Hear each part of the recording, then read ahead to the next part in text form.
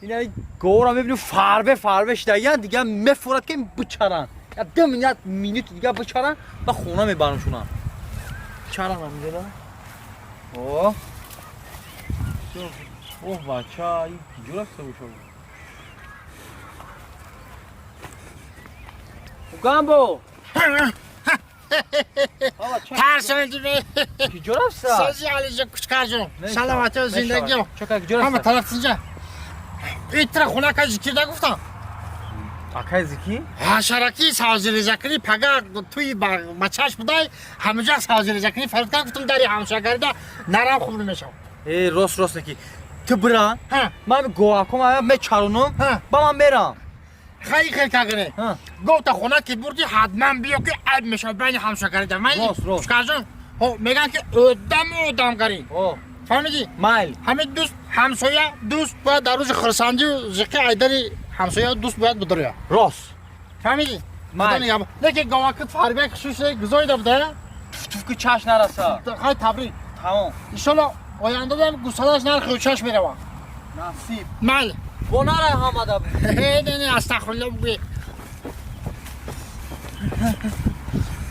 خونه که ذکر این به ما کرچه ما نگرفتم کرچه را که دوجه سازیرش کدن در کن توی اوش بزنیم اوش خدا خواسته بشه اوش بزنیم گر بسر نوش خود امیری مردی گر اوش نخوری تو نومردی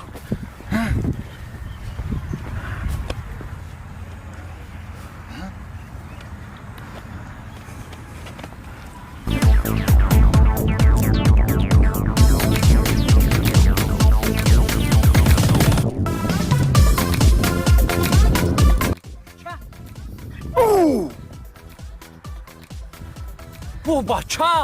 چی کاری کرد میگم خودش گفت کو همین دوست باشه میگن بگیره دست دوست خونه یادا چیگه بیاسد این رفتن در کنن ای بشکا واه بابو ای بابو همه کنه در خبر ای کنچه در خبر ای چیگه باید میگه من ابو بابو ای بابو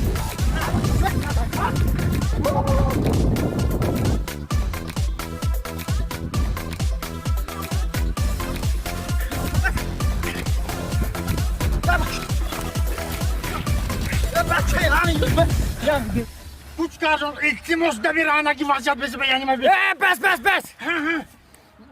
تو من بفهمو این قرار دایده سی چی گپای در خونه وضعیت بزن وضعیت او چو کنه اخی تلفن نایشون بر آمدن تو دیونه چی تو نخو برای تلفن همین خب دایی تو بکالت میدونی که من 25 سال از زندگی دارم حاجی عروسم زنگ بزنه زندگیم کلید بشه و تلفن گیرتم نخور